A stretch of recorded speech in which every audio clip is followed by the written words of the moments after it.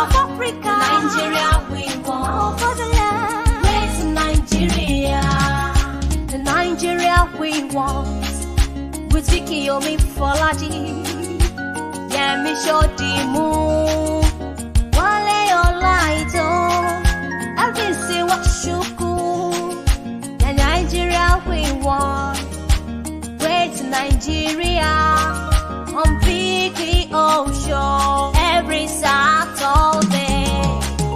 The Nigeria we want. Where's Nigeria? Of Africa. The Nigeria we want. Where's Nigeria?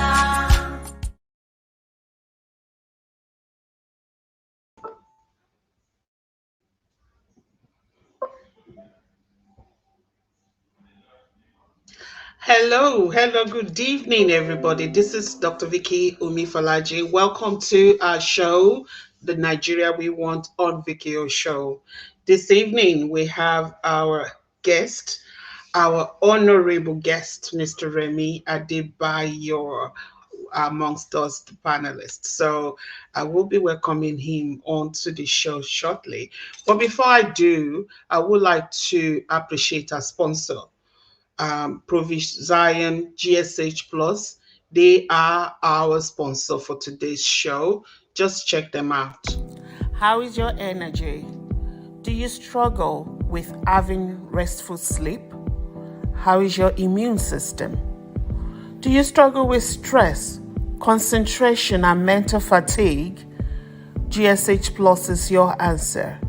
It's the answer that you need, because the ingredients contained in GSH Plus formula may support your immune system, optimize your strength and energy, and it can empower your daily living. Provision GSH Plus can be ordered through the link we've provided.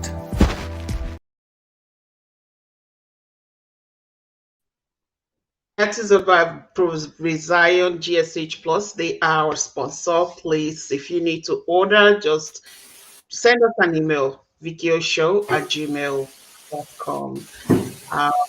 Now, join me to welcome our panelists. Wale Olaito, welcome to the show. Thank you very much, Dr. Vicky. It's good to be back. Always good to be back. And Elvis Nwachukwu, Igbo Kwenu, brother.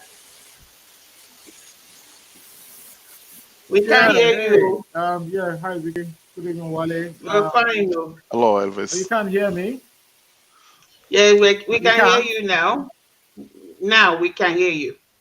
Oh, it's all okay. right. We can hear you. Yep. All right. Yep. Yeah, hi everyone, and good evening, viewers. Good to be back again this Saturday. We look forward to a very interesting show tonight. Yes. And Mr. Remi Adebayo, I hope it's not just Mr. Maybe I should add Otumba. And Chief and Doctor, whichever one. You are welcome to our show, The Nigeria We Want. Welcome and welcome and welcome. Thank you for joining us. We can't hear you, Mr. Adebayo. Okay. I think okay. Oh, okay. Yes. Thank you very much. Thank you very much, Dr. Osinbajo, Mr. Olaito, Wale, and a number of distinguished people that are seen there. I think I have this, my uncle here, the artist. The actor, sorry, I wanted to say, yeah, is he around? Not today. Not today. Okay, is on a set preparing for a show, particular show regarding ex-president Osinbajo. So, yeah, he sent his apology. Oh, no. Thank you very much. I am very grateful, so glad for this privilege. We are particularly happy that we have Nigerians that are doing this. You are making us proud. You are our real image makers all over the world. We are grateful, and we hope that in a matter of time we will replicate what you have over there at home, which is the main reason why we are have a narrative or conversation like this. Thank you very much. I'm You're happy to welcome. be in your midst. Thank you. Thank you. Thank you. So the way the show runs, we spend the first part of the show, just few minutes, talking about um, what is trending. We've realized that from time to time, on a daily basis, actually, there are stories coming out from Nigeria, and we just share those such stories. We share what is trending. So each of us just have one or two things to share. So how about I get Wale to start with what is trending for Wale in Th- Nigeria? yeah, thanks, Vicky. What's trending for me is in the last 2 or 3 days we've had photographs circulating on social media. In fact, it was actually reported as breaking news. So we had President Muhammadu Buhari visited Asiwaju Bola Tinubu in his London residence. So we saw a lot of photos. In one of the photos, Asiwaju Tinubu um, had a walking stick just to support himself, and that buttress, the point that he's had a few medical issues recently. For me, the whole thing is just like around the main issue about politics in Nigeria and why politics is more about personality. It's not mostly about policies and issues. So why that became a trending and breaking news was really strange to me to really know that a president visited the national leader of his party in a private kind of visits in the London, at his London residence. Why, as a nation, despite all our social political issues, why do we devote so much attention to that? I was quite, really surprised at the level of attention that those photos received. And now even some respected journalists reported that as breaking news. So I don't really think we're really serious about, governance in Nigeria, and to look at the enormity of the issues and challenges facing us as a nation. I would think that a private visit between two individuals shouldn't be the most important news. Yeah, Exactly. so that's what is trending for me. It's been trending for the past, I guess, 48 hours. And the last time I checked before I came online into the studio, it's still a trending issue. So I'll just leave it at that. Interesting. How about our so, I mean, there have been some comments here and there. Some people saying that, with all his years of servitude of serving in Lagos State, there's no hospital good enough for him to go to, but have to go to London to receive treatment. Um, Now, let's move on to Elvis. Elvis, what is trending for you? Wale, you took the words right out of my mouth, and that's exactly the same update I was going to share, but in a slightly different perspective. So Wale is wondering why is those photographs have made their rounds on social media. I think the way to connect it would be to look at the fact that this is a man who was a Lagos State president. I mean, a governor for I think it was 8 years. Yeah, Was a it senator is at some two point. terms.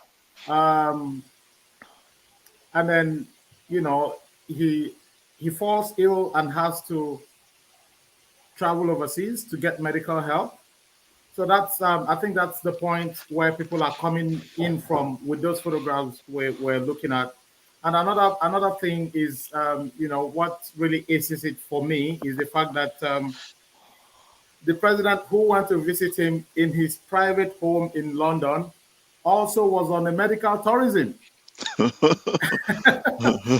Yeah, so he he was on the medical tourism. So that's what I reckon has made it a really big issue. Because I watched this interview where I think he was on channels where questions were being asked about the state of the hospital in Asoro.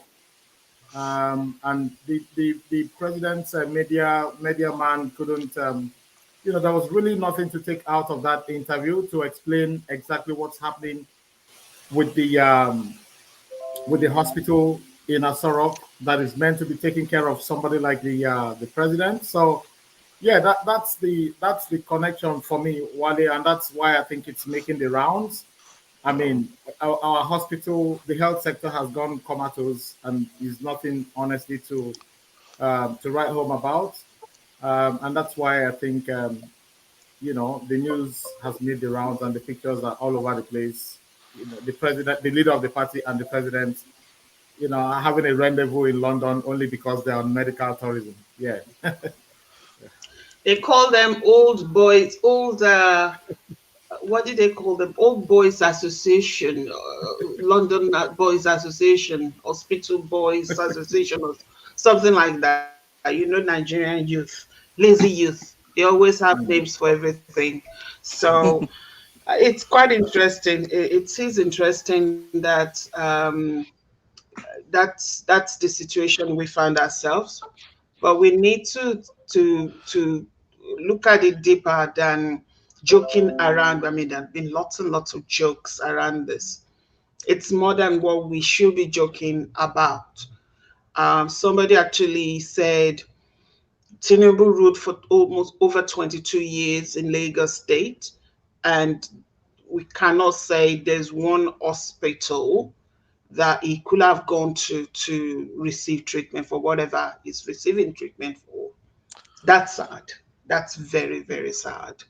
Well, my own what is trending is a release of one Chibok girl. In 2014, 270 girls were kidnapped by Boko Haram. There'd been only 100 girls released. So one was released 6 days ago, and this girl, of course, one of the kidnapper Boko Haram guys married her. So now she's getting rehabilitation. So what is happening to the other girls? That's the question. So, Mr. Adebayo, as you are part of us today as a guest, what is trending in Nigeria for you? And you are there already, so you've got lots to share. Just pick one and share with us. Thank you very much. To me, in the week that is ending today or tomorrow, depending on which one some people believe to be the actual calendar. In the week that is ending, we witnessed the story just last week, Saturday, of the harassment and ill treatment of a Nigerian diplomat in Indonesia. Okay. This really dominated the media space in Nigeria, with responses and feedback from Nigerians, from the Ministry of External Affairs or Foreign Affairs. And of course, the response from the Nigerian people that, yes, this government have always not been there for us. If they had been there, how could someone, an envoy, diplomat, the representative of Nigeria in a foreign land, how could he fall victim of the same thing that the ordinary Nigerian people talk about every day?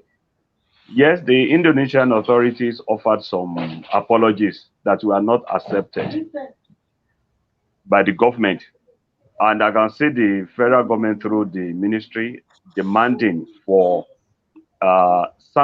investigation and sanctions against the immigration officers in Indonesia. And they are asking that it is possible that Nigeria will review its bilateral relationship with that country. To me, it would be, as bad as it is, we have the record of not having the best protection for Nigerians abroad. This could be a step towards addressing how Nigerians are treated. But I also hope that this will not just be because it's the high-profile Nigerian that was involved. What happens to nameless Nigerians on the streets of America, on the streets of Indonesia, in China, and all those stuff? So, but then it is a trending news in Nigeria, and people are actually going around to say how government will resolve this eventually. Let's pray. Thank you for that. Thank you for sharing that with us. And we just want to pray and hope and have our fingers crossed that the government will do the right thing by us. At the same time, whomever you are, there's none of us that is above the law. They ask you for your ID. Present your ID. Present your ID. You've got nothing to hide. So it happened, but it shouldn't have happened if maybe the right thing had been done at the right time. But at the same time, hopefully the other side, the people on the throne, can see what most Nigerians do go through on a daily basis outside when they're struggling to make ends meet. So thank you for sharing that with us. So we go to the next segment. So the next segment is just to is a birthday shout out for a couple of people. So we'll do that quickly, and then Mr. Wale Olaiton will take over with today's show proper. So we got a couple of people that we will. So during the week, what we'll do is we'll send it out there to people that if you've got friends that you want to do a birthday shout out to, send the name, send the pictures, and we will do a birthday shout out to them right live on the show. So we will be doing that with this couple of people. So here we have the first one. Happy birthday to you. Happy birthday to you. Happy birthday, happy birthday, happy birthday to you.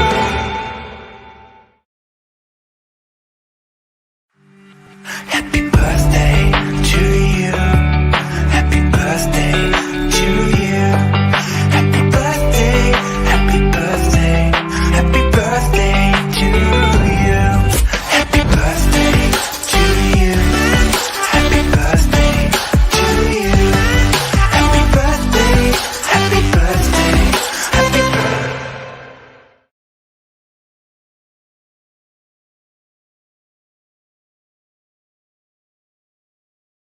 Mrs.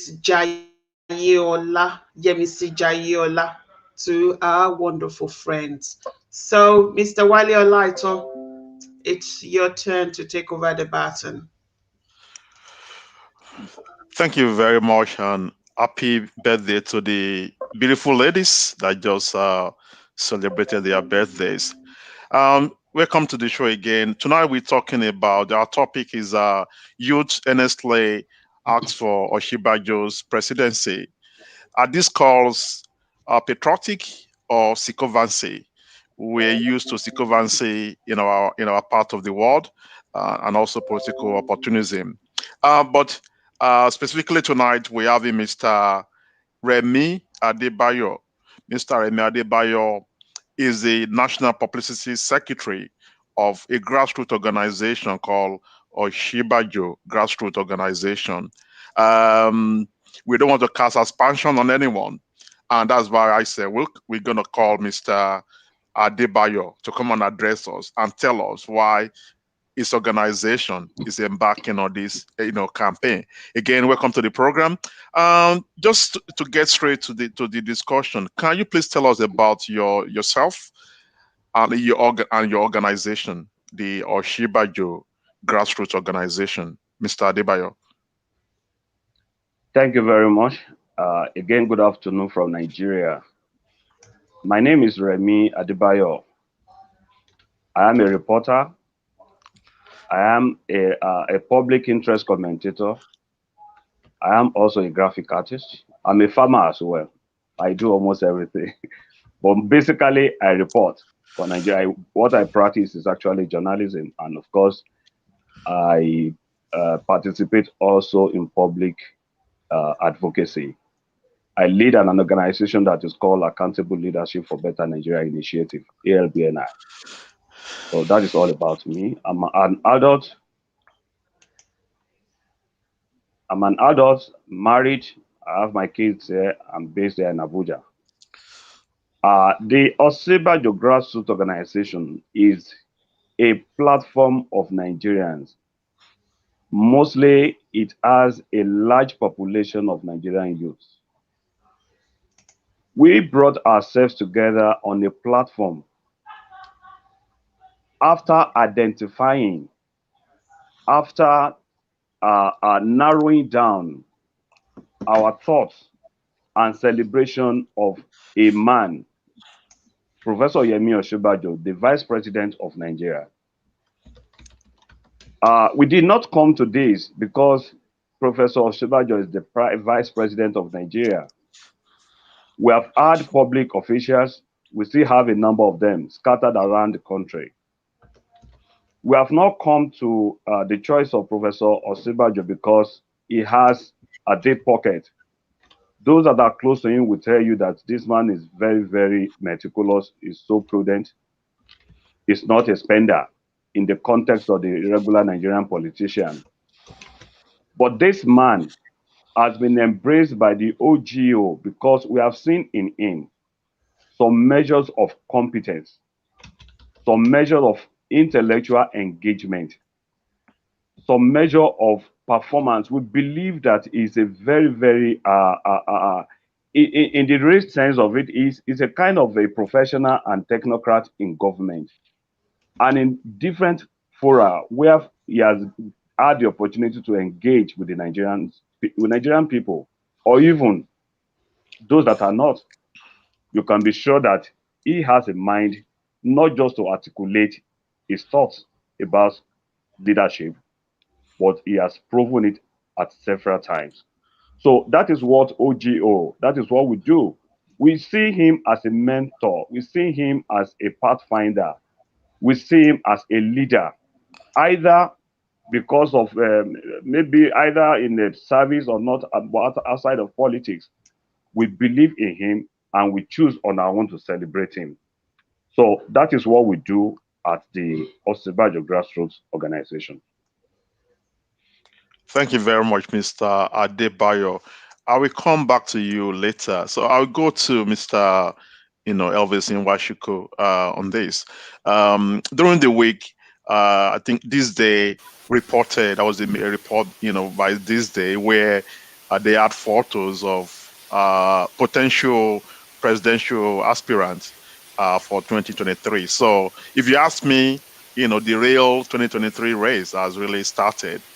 They had the profile a lot of candidates, across different sections of the country, and also from that, story, Professor Osinbajo featured prominently on that story. So my question to Elvis, what's your take on, Osinbajo Grassroots Organization, and obviously, the ongoing campaign from the organization? And in your opinion, I know 2033 is still far away. In your opinion, is Professor Osinbajo the man for the job in 2023? What are your thoughts, Elvis? Wale, yeah, thank you. Now, candidly, I haven't followed Professor Osinbajo full-fledged. However, my thoughts are, I'm really, honestly, quite doubtful what they'll be able to present to the nation if he does get in there, because he's Professor Osinbajo is part of this current government, part of the current regime that across board, the opinion out there is that this current government has actually failed Nigerians. So my thoughts are, what's going to be different? Is it the case of is it going to be the case of putting how does the saying go? Old wine in the new bottle, or what should we actually be expecting? Because if they haven't done anything to uplift Nigerians, create employment and put food on the table of ordinary Nigerians, clothes on their back. I really don't see how him continuing in government after President Buhari is going to help the nation. To be honest, are they still going to be pursuing the same policies? Is it going to be, I'm quite doubtful that anything good will come out of it. Because so far, we're hearing tales of people, still living in abject poverty, penury. Prices of foodstuffs are skyrocketing every day. It's not like the provision of electricity is now constant, or is it the case of the roads that are not there, are jobs being created? So I'm really doubtful. It's still the same set of people. If you just get there, I'm doubtful. Have my doubts.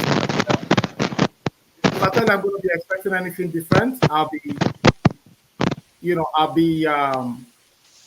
telling you lies. This is my candid opinion. I don't really see.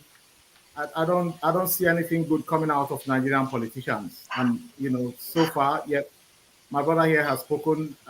He will have his own yardstick to measure his performances, but across board, overall, Nigerian politicians are known not to, deliver the goods to the people. They tell you all the good stories. When they get in there, it's a different ball game altogether.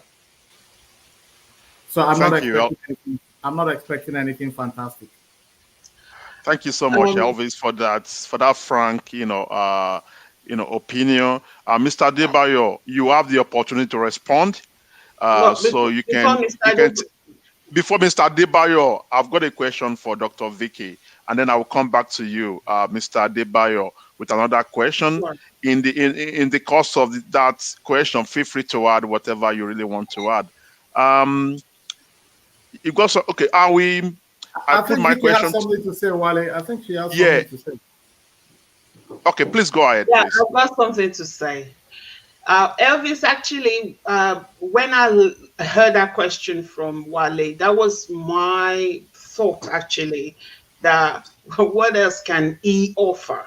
8 years is still the same. Things were even getting worse. And it's the deputies, number 2. But as I was thinking that, the thought of what happened in Osun State just came on. And what happened in Osun State? We had, what's his name? Aregbesola. Aregbesola as a governor in Osun State for 4 or 8 years. I can't remember precisely. And when he got there, he messed up the education system totally. Everybody, wherever you are in Osun State, all the kids were wearing the same uniform. His wife was making the uniforms, creating the uniforms and sewing them. So they were like, all the students looked like prisoners. The guest only school, it turned them to mixed school, and it was just ridiculous the way it turned everything upside down. Not just the education sector, all the sectors that it touched, it kind of messed up. His deputy, the guy who is now the current governor, got there immediately. It changed things. The education system got back to what it was and how things were running smoothly in the past. He started paying staff their salaries in time. Before the end of the month, he was paying their salaries consistently. He wasn't owing anybody. So maybe we shouldn't judge based on the fact that, yes, it's been part of the government. What is it going to do differently? Adegboyega, is it Adegboyega? Boyega, Oyetola. Governor Boyetola, Oyetola of Osun State. The current governor of Osun State is kind of showing us that maybe it can be done if you are the one holding the baton and calling the shots. Maybe it can be done. That's my thought anyway. Thank you very much for that. And I will now go, and I'll now give you your another question. So you said, should we expect something different from the man who is, if he's holding the baton and calling the shot, would that make any difference? My specific question to you is around how we have kingmakers. We had a Jagaban who was the kingmaker, and then no one can tell the story about Vice President Osinbajo today without making reference to the role played by Jagaban himself. Vicky, with the look of things now, do we the Vice President, who has been called so many names, the star boy, they call him, is the star boy out there to outsmart the Jagaban himself? What do you really think? Especially when you consider what has happened in the last 48 hours with Jagaban appearing with walking stick and a lot of discussions around, geriatric leaders that we have. What is your take? And I'm sure we all just are just trying to add 1 + 1 together. Work it out. Yes. 2023 is still far away. Do you see the star boy outsmart Jagaban himself in these games of intrigues, as we know politics to be? Politics is a game, and we know games depends on the smartest. But Nigeria is another case entirely. So him outsmarting Jagaban, that's another thing that I really don't know. But at the end of the day, the youth, like Mr. Remi Adebayo, wanted him to become our president. My question is he interested? If he's interested, that's another story. Then maybe there'll be more people that will say, okay, let's give him let's get him to try it. Let's see what he can do. Let's be behind him. But as we know, with the history of our country, it's not as straightforward as that. Having the intention, wanting to be, having some support, that doesn't equal to getting there, actually, because we know that there are some people, faceless people, who are calling the shot. Even the Jagaban, there are still some people calling the shot. They don't want him there, and they will do everything possible not to have him there. So we have those kingmakers. He's got his own power, but power get level. So I believe that if this man wants to get there, if that's what he wants, and he's willing and is keen to do the work and repair our country, maybe it's possible. It's possible with maybe us coming together and giving him that support, like we did for Abiola a long time ago. Probably it may be possible, but the question is, we need to check with him. Is that what he really wants? Is that what he wants? With all that has happened with him associating himself with Buhari and all that, has that done some damages to his career? What has that done? So there are things we need to check here to be able to work out what we can do to help, to support. That's just my thought on this. Thanks very much. You've handled that very well. I think you'll be qualified for a diplomatic mission, with your very diplomatic response to that. I'm not, you know me, I'm not diplomatic at all. Yeah, that's why I said that, but you've answered this very diplomatically. Well done. So I'll move on to Mr. Adebayo. Mr. Adebayo, feel free to add whatever notes you've taken from Elvis and Vicky's comment to this question. This question is specifically around what is the motivation for celebrating Osinbajo's Day? Your group celebrated the second edition of Osinbajo's Day last Saturday, last Sunday. So, yes. What is the motivation for celebrating, Osinbajo's Day? That is number one. And again, someone is footing the bill. Is the Vice President sponsoring your group? And if not, the bill has to come from somewhere. Who is sponsoring? Who is footing the bill? Well, thank you very much. I think I should start from the last that you asked. Who is sponsoring the bill? It's very, very important in this part of the world, this climate, as people will call it, to believe that a set of people could not even come out to have a strong stake in the governance and leadership structure of their own country. Mr. Wale, I don't know who is sponsoring this show, but I know that this particular show is largely driven by your patriotic zeal and passion to put Nigeria in the right footing.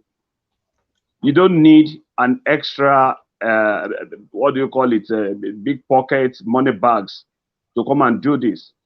We started this as friends. We reached out among ourselves as Nigerians. There are a number of places I don't need to spend money. In the media, I am a journalist. I have friends. They will help me. It depends on the narrative that you take out to the people there. It depends on the message. It depends on the explanation you give to them. If it is about us, a number of people are there that will give you their goodwill as capital, that you can spend more than the millions or the billions that someone can give you. I'm not saying that money is not important. Of course, we came out, we did banners, we did t-shirts, we did all those things. Largely, we raised those ones from contributions from among ourselves.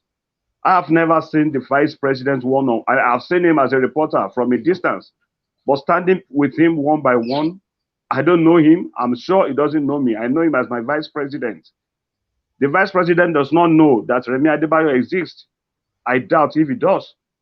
So he's not doing this. We are doing this. The passion and the motivation behind this is to get ourselves a secure Nigeria outside from 2023, like if possible. So when people ask about whether the president or the vice president is aware of this, I laugh. People that came around on Sunday when we met would tell you that there was nothing extravagant about what we did. It was just a meeting, where we had a kind of fun, a carnival-like environment. We talked, we spoke to each other, we danced, we played, we joked. That's what the day is all about.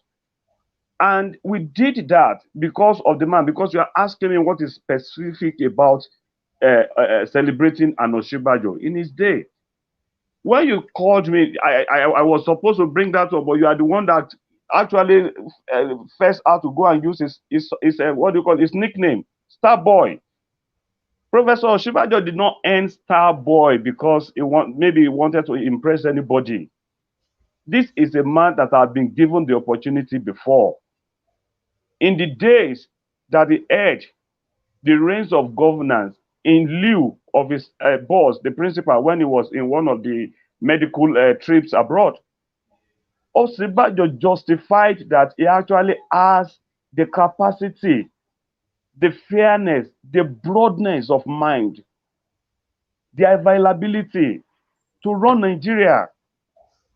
You may not forget, I'm sure you have not forgotten, that in one of those trips, we had the Department of State Services, DSS, invading the National Assembly. The parliament of any nation represents the sovereignty of the people. Our law says that sovereignty of Nigeria belongs to the people. And you have the Department of State Services, secret police, going to that complex to harass people. Eventually, this man had to take a decision. It was a very, very tough decision, and it was a very, very courageous decision. I may have to remind you that the former DSS boss, Lawan Daura, is very close to the president. In fact, he's touted to be among the strongest cabal members in the villa as at that time. But our democracy must be protected. Professor Yemi Osinbajo, a professor of law, he had to do the needful by announcing the removal, the immediate sack of Lawan Daura. It takes a man that has the heart, the leadership heart, a man that is decisive, a man that understands why he was sitting on that seat at that particular time, to take that kind of a decision to save our democracy and to prevent a constitutional issue, crisis. To me, that man is worth to be the president. Don't also forget, Nigeria was almost getting to be plunged into a constitutional crisis over who becomes the CJN at a point, the chief judge of the country. The man that should take over because of some considerations, maybe politics and all this thing, was not pronounced. The nation was almost going to get into constitutional turmoil before the vice president, then as acting president, pronounced the appointment of, or the elevation or appointment of the retired Chief Justice of Nigeria, Walter Onogen, as the CJN. That is leadership.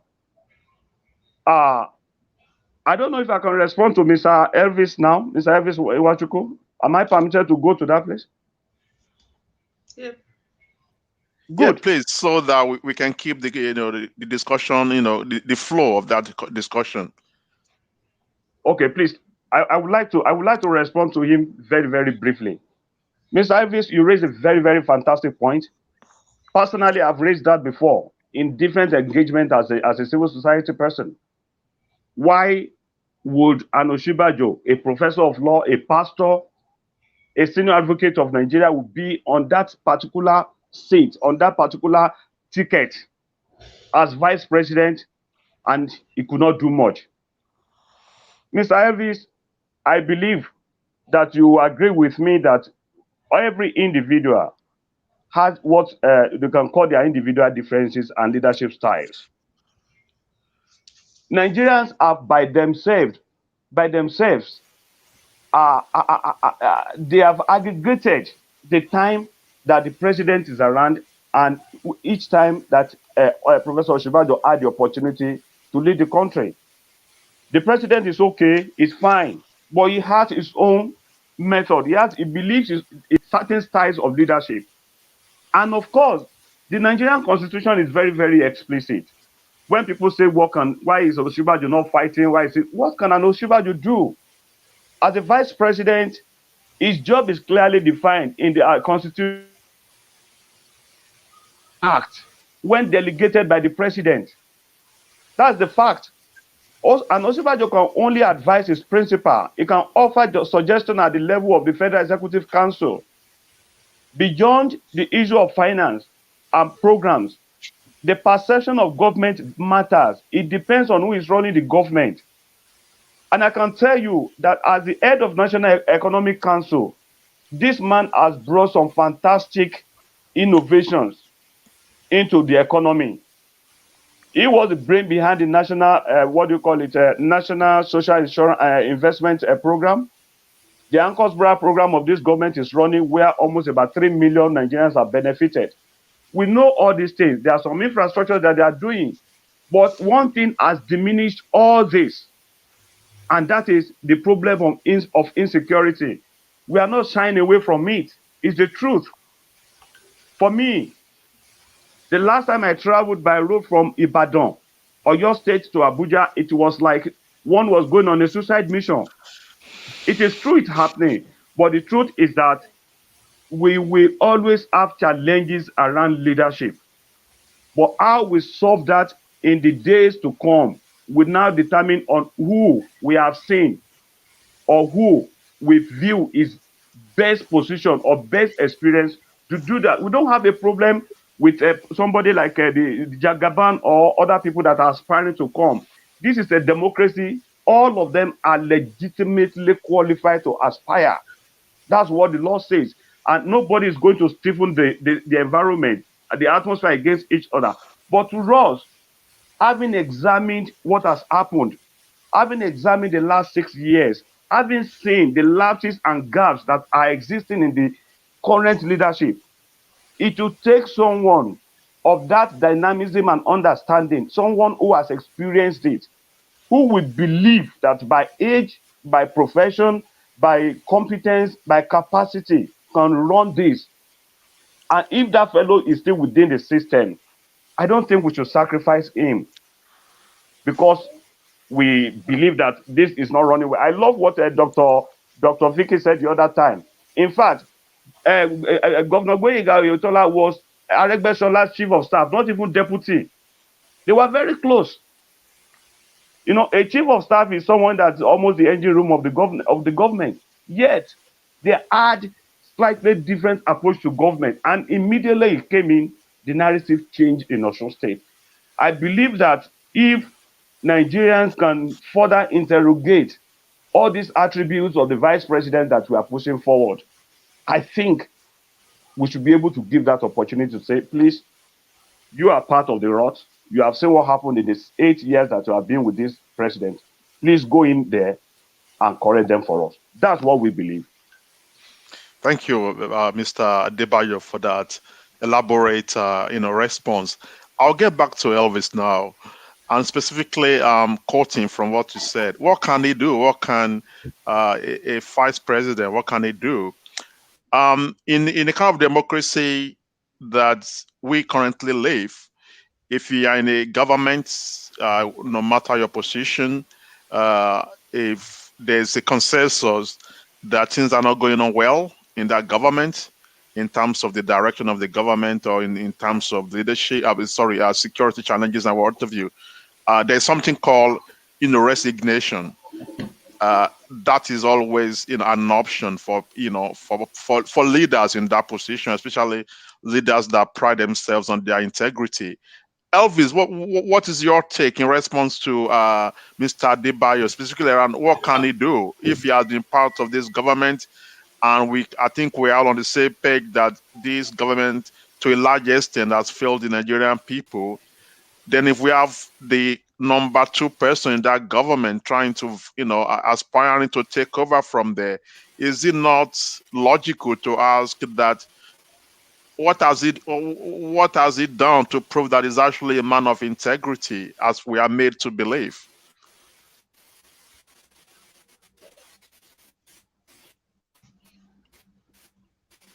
Elvis, I think it's frozen. Elvis, What is are you there? We can hear you. Go ahead, bro. Wale, you were frozen for a bit. Okay, so you want me to go over that question again? Not the whole lot. I think the actual question towards the end. I think let me just try to recap. I think the point I was trying to ask was, okay. Well, don't. Yeah, don't worry. You're fine. I think I'll take it to the best of my ability. Yeah. So, look, Mr. Remi, I'm going to say yes. You've done justice to the points that I raised earlier. Very valid and candid opinion from you there. However, I'm also going to bring to fore the, as we know it, the concept of collective responsibility. So the government, Osinbajo is part of this, Professor Osinbajo is part of this current government that we have in place that has run the affairs of the country for the last 8 years. Now, sincerely, I'm not going to separate Osinbajo from, his from the president. They came under one party ticket. They campaigned together, presented their manifesto, made those promises to the Nigerian, population of the Nigerian nation as two candidates on the same one party ticket. Now, honestly, if the president is doing well, that will also transcend to his vice and other members of his cabinet. The concept of collective responsibility is key. If the head hasn't done well, naturally, Professor Osinbajo will of course take part of the blame.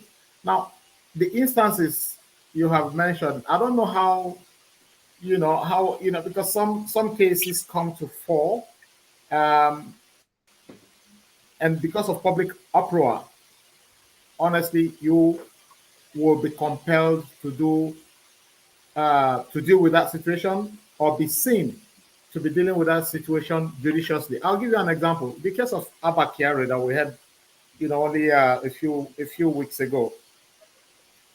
Because of where that case was coming from and the public uproar around it, the police commission had no choice but to ask him to step down for a bit.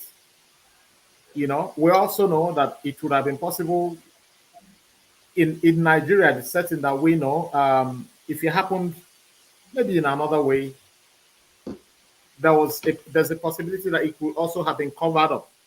So the DSS, is it the DSS or the State Security Service going to overrun or to harass people at the National Assembly is something that even the president himself, I'm almost certain, would have dealt with in that manner that the professor dealt with it. That's my take.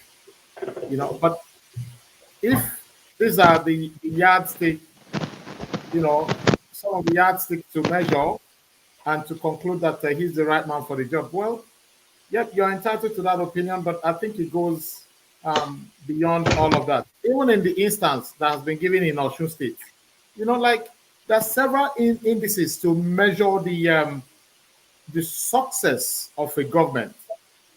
I know a good number of times we'll hear people saying, oh, look, they fixed that road, they fixed this, they fixed that. How does that put food on people's tables? With what's going on in Osun State, as you've stated, and I agree, has that created more jobs in that space? Has it helped, increase positively the economic lives of the people in that state? I know yet Vicky mentioned, he's not paying salaries. For crying out loud, is that not government's responsibility? So these are some of the things someone like me will not applaud. I will not applaud the government that is fixing roads or you're paying salaries. That is your job. That is your job. The government should be willing, able, and ready to create employment for its populace. Create an environment where private business people can also thrive in, running their businesses either by making, what is it called, electricity available or whatever it takes for them to run. Make it possible for them to be able to bring in policies that make them be able to access loans from the banks, for example. Make it possible for people to be able to access mortgage. Here in Australia, my brother, you can buy a nice house. This is the sort of situation I want to see in Nigeria. If whatever you're doing here, no matter what you're doing, you will have the opportunity, you'll be able to afford something, like food is nothing. Like one of my friends in Germany will say, he tells you, you don't conquer hunger.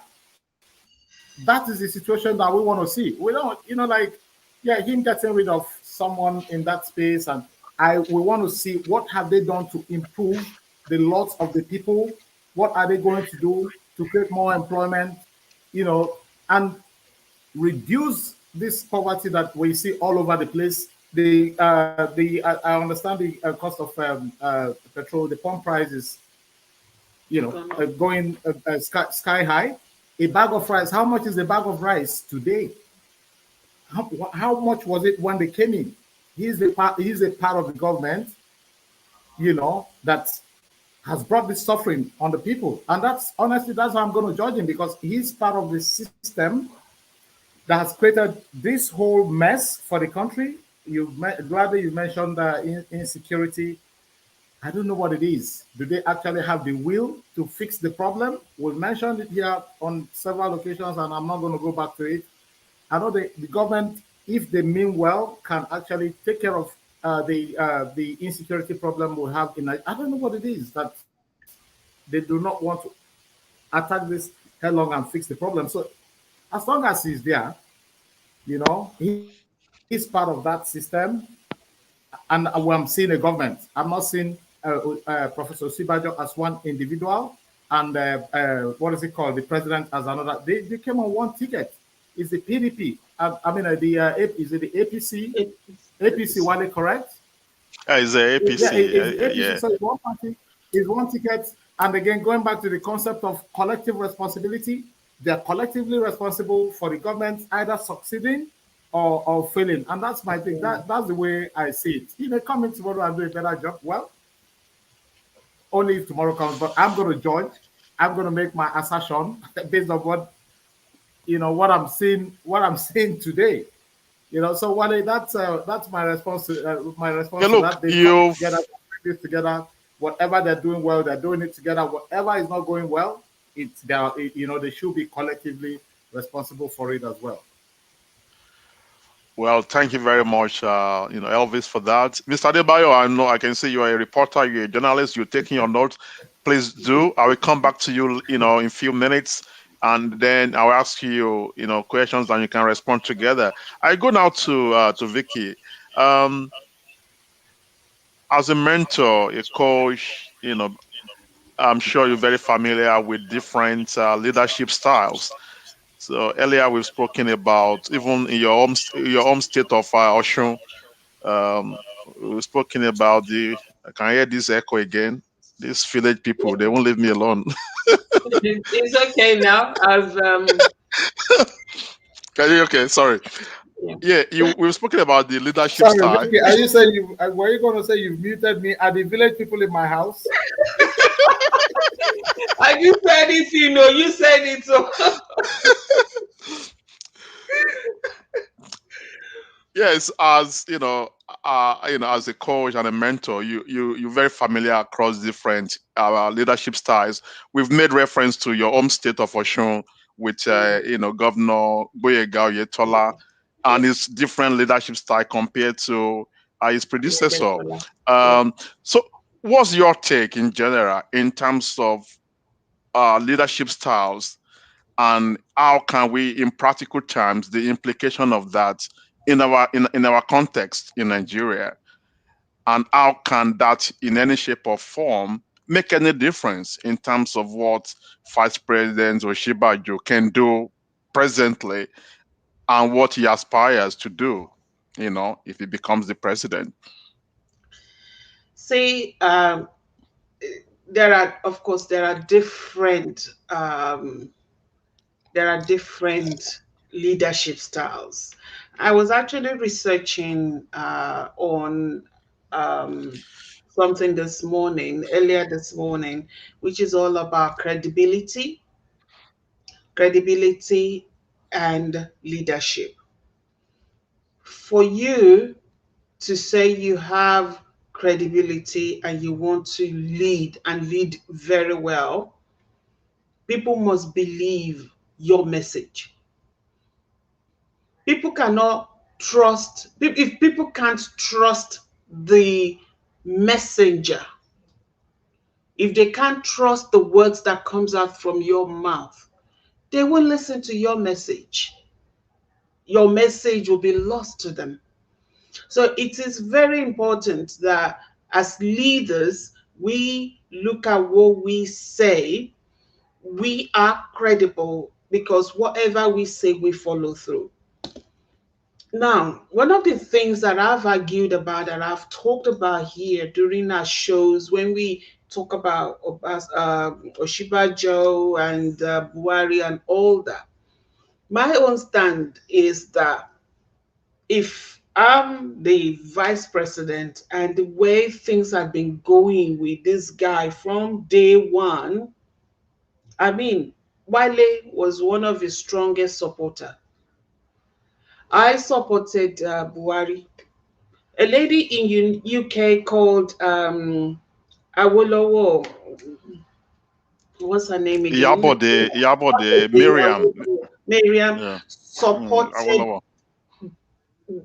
Buhari like crazy. Something happened between them that she was about to be given a position actually, but she saw certain things that made her to run away from it all.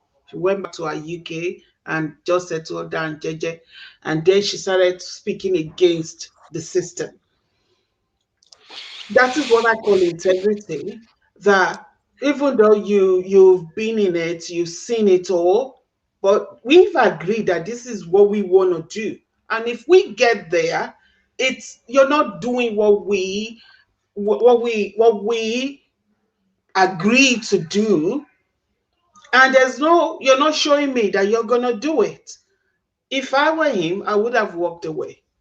That had always been my stand when it comes to Osinbajo, that this man appears to be at least one man within, uh, Nigerian political society, political setup, that you can say still has a little bit of integrity, still has, even with his stand, the way he stands, the way he looks, the way he's got that courage. But there's still something lacking. What is it? I can't put my hands on it. Maybe because it's still the number two. As number two, you're limited as to what you can do. But looking at him from afar, I think he's got a leadership style that that is workable. Maybe when he gets there, he's able to practice it and really do it well. Only time will tell. But with Nigeria again, you may have the best leadership style, but we know that those people who are twisting the neck, that are they are telling the neck where to go, what to do, how to do it, they are there. They are there hiding their faces. We don't know them, we don't see them, but they are there, do whatever they can. And if you can remember, a while back on this show, Egbon Yemi, we were talking about Osinbajo and a few others. And Egbon Yemi made a reference. Egbon Yemi Oshodimo dabbled into politics a few years back. So he saw what was going on. He was just like, no, this is not my thing. He left and went back to his acting, JJJ. But he said something. He said, we don't know. Maybe this guy has been trying to leave this stage, but he's been threatened not to because of the exposure or because of what could happen if he should leave. Him being there is given, in a way, Buhari's presidency a little bit of clout in redeem camp, redeem church camp and religious camp. So it's got its usefulness to the system. So him being there, maybe he's been threatened, maybe. So we shouldn't just throw stones at him. There are things that do happen in politics that it's not for feeble-minded people. And you look at what's been going on, indeed there are things that just doesn't appear as 2 + 2 = 4. There are things there that maybe years later he will be able to open up and share with us certain things that do happen. But you talk about the leadership style, I believe he's got it. He's a very brilliant man. No one could have gotten to that stage without having that intelligence. But we still know it that It's not getting to that level in Nigeria political as society. It's not as simple as ABC. Yes, you have it, you have the, but there are people who are controlling things. They are faceless. So those are the people that I'm quite worried about. Even if this man says, yes, I want to become the president, I want to right all the wrongs, I want to fix it, I want to do it right, will they let him come and show us a style that he's able to do it better? That's the question there. Thank you very much, Dr. Vicky. You've covered a lot, and I remember that conversation we had with Egbon Yemi. That should be about 4 or 5 months ago. There's always something going on within corridors of power that are known to many commentators like us. So I'll move to Mr. Adebayo now. And again, we've covered a bit of that, but I still want to put it there that there are a lot of security, economic challenges going on in Nigeria. How will your group be able to even convince Nigerians that, your man is the right man for the job? And number two, the last time I checked, Vice President Osinbajo himself has not made any pronouncement. I know 2023 is still far away. That's he will be running or anything like that. So we can see some handwriting on the wall. You can see a few underground moves here and there. But why is your group yearning for a man that does not really declare to run? Why really? And that is where, without casting any aspersion at you or your group, that is why the Nigerian factor came in. We remember in 1997, I think I joke with you, when the first time I called you, we had a group called Youth Earnestly Ask for Abasha. And I remember the first time I called you, I joke about that. Are we not seeing another version of, youths, asking for Shibajo, just for Bemu, at the college, just for some young guys to make some cool money? So if you could just respond to that and any other comments from Elvis and Vicky's earlier comments, please do. Number one, why are you campaigning for a man that has not declared intention? Number two, how can you even dissociate your man from all the social and political problems currently we are facing in Nigeria? And if you could make that very brief, because we are very, time is not really on our side.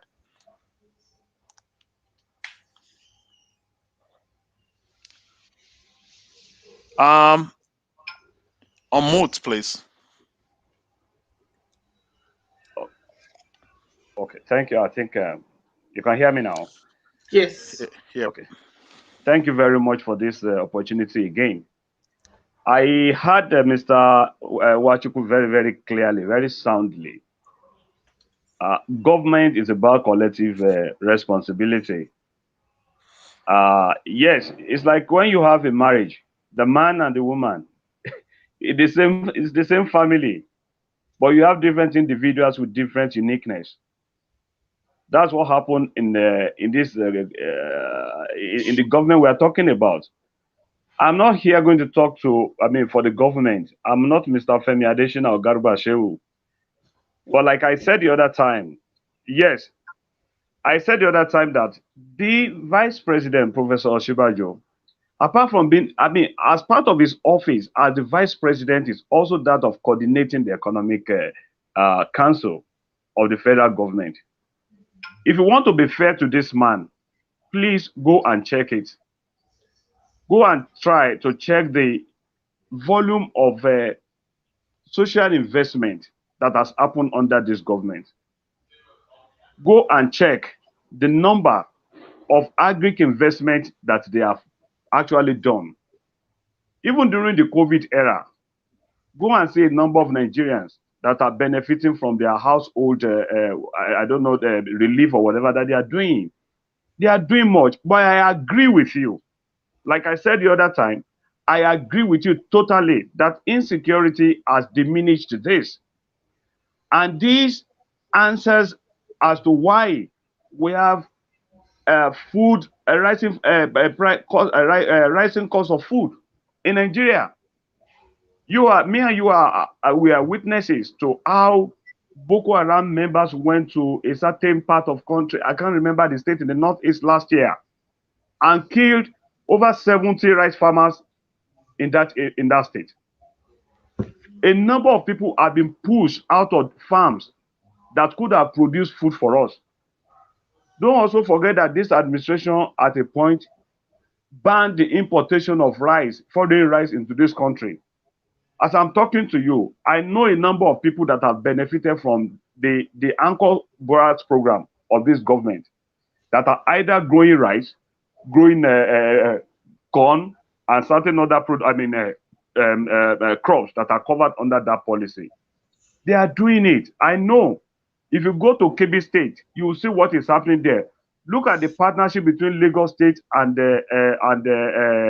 Kebbi, and in the locally rice that is called the lake rice. These are the kind of things that this government is doing. But insecurity has really prevented people to go to farm. In Oyo State, where I came from, the issue of Sunday Igboho and the likes couldn't have come up if not for insecurity and farmers. We are talking about agrarian communities where people cannot go to farm, they cannot produce.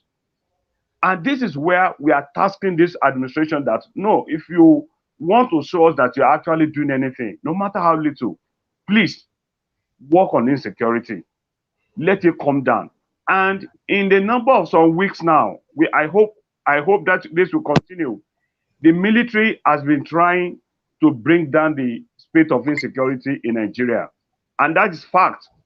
As at yesterday, newspapers, even I think from Wednesday, Tuesday, Wednesday, newspapers are reporting the feats that are being recorded by the Nigerian army against the Boko Haram and ISWAP terrorist group in the northeast, either through Operation Adikai or other operations that are going around the country. So these are the factors that we know. And me, if you ask me, all Nigerians are victims of this? We always envy those of you that are outside of the country. Food is not your problem. You know what it means when food is your problem? When security is your problem? When you are the one generating your fund, you are generating your power. You are the one that is generating your own school because you have to send your children to private schools. You have no reason, except you don't have the resources to take your children to the public school here. I passed through public school myself, my primary school, secondary school. I went up to Obafemi Awolowo University where I had the only degree that I have. So we know all these things. Government is a joint responsibility. It's a collective responsibility. And we are not totally dissociating the VP from what is happening.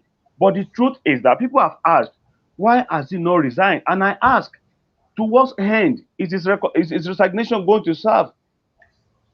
How is he going to understand what is happening? How is he going to know the weaknesses and the gaps that to bridge? How will he do it?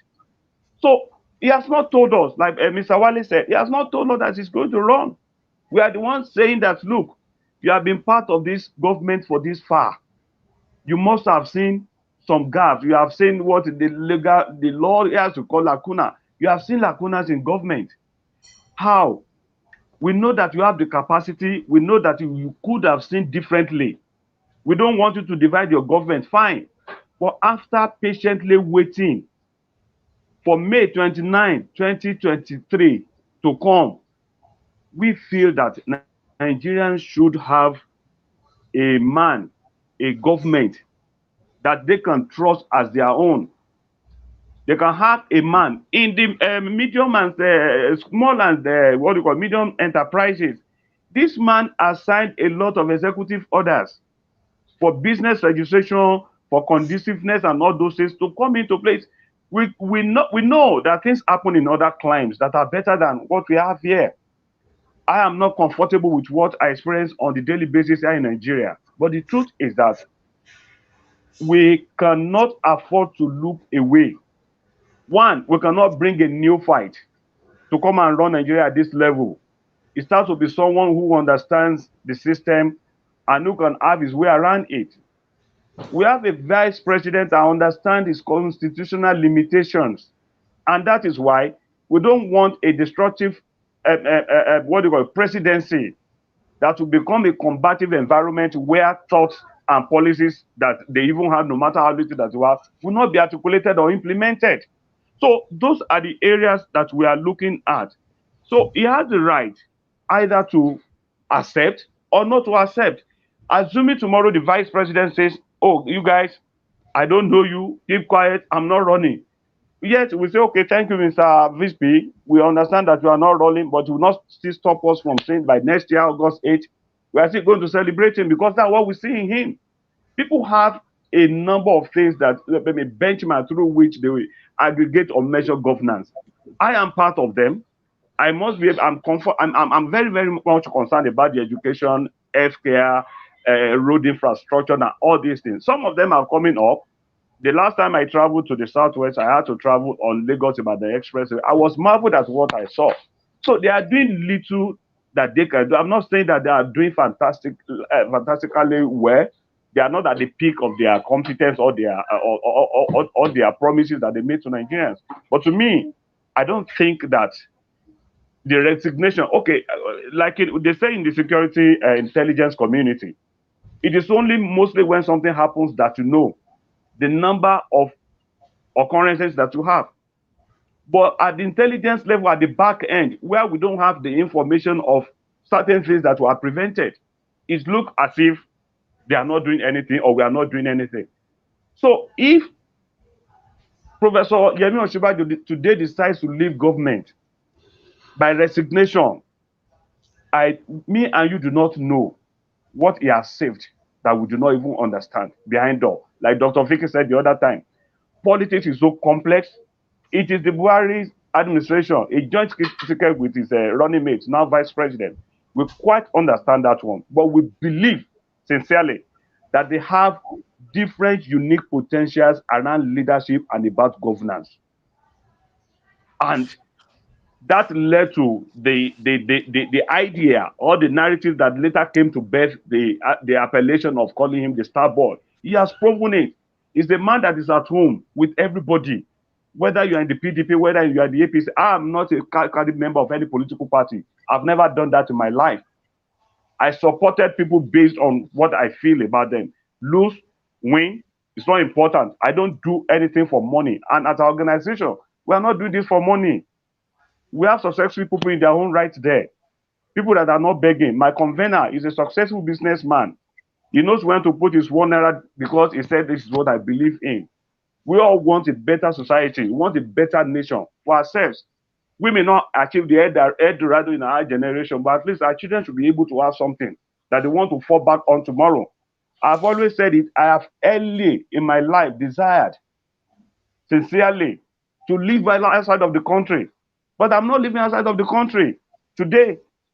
So what happens tomorrow if I feel that my children will be able to live or somebody will be able to go? And if they go, what happens? Am I moving my parents? Am I moving my siblings? Am I moving my in-laws and everybody around?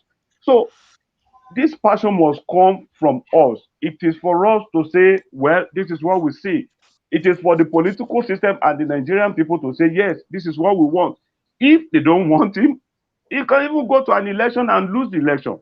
It depends on who is coming as his opponent. So, but for now, we have seen those gaps.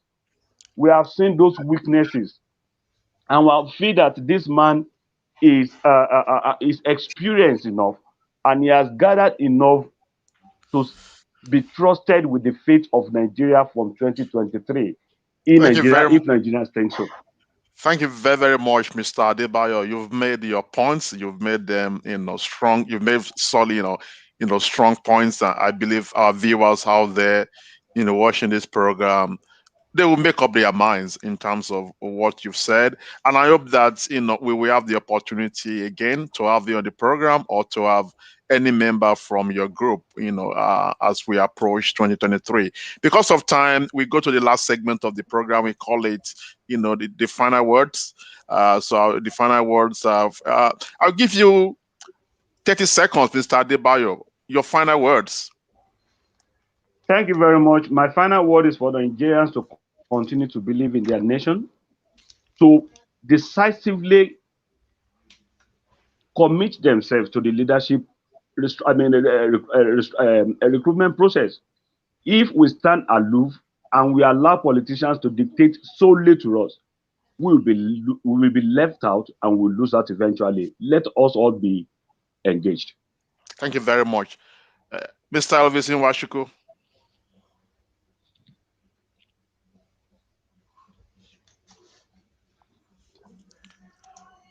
Oh, sorry.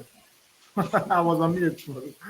Yeah, Remi. Yeah, look, thank you. That's a good place to leave it.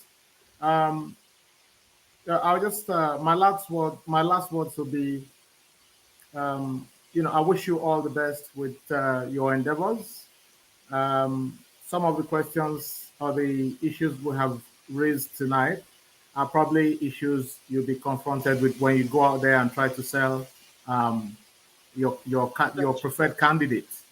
Okay, so we they sort of prepare you for better days ahead, and I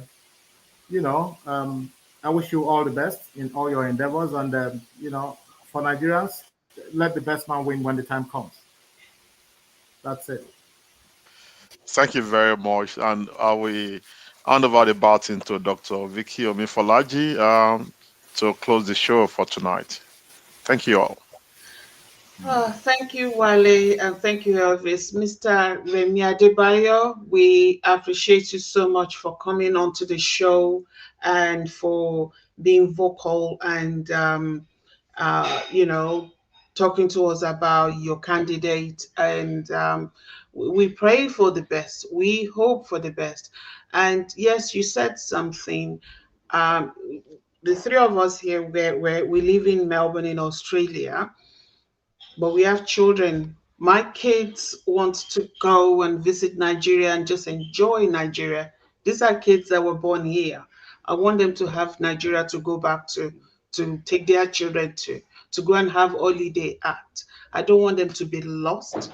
Like, most Americans are trying to find a particular African country to adopt, to associate with. I don't want that to happen to my kids. So it's one of the reasons why we started this show, actually, to come together and talk about the way forward. And that's what we've done. Debate your candidate this, your candidate that, but at the same time, let's all still work out the best way forward. So we appreciate you for coming on to our show and sharing your thoughts with us. And hopefully we'll get you back again in the nearest future. We really thank you. Thank you very much, Doctor. I appreciate you, Mr. Wale. It's been a wonderful time with you, Mr. Elvis. I hope to talk to you again. Thank you so much. Sure. I appreciate you. Thank you. Thank you. Thank you, my brother. And to all our viewers, as always, we say thank you. Thank you for joining us this evening. Thank you for being part of the show. For the ones that commented, Tolu Felicity, Omobolanle Omoga, and the rest, thank you. Next Saturday, we will be back again with another great topic. But until then, you all stay safe and may God bless you. Bye-bye, all. Bye. Bye-bye.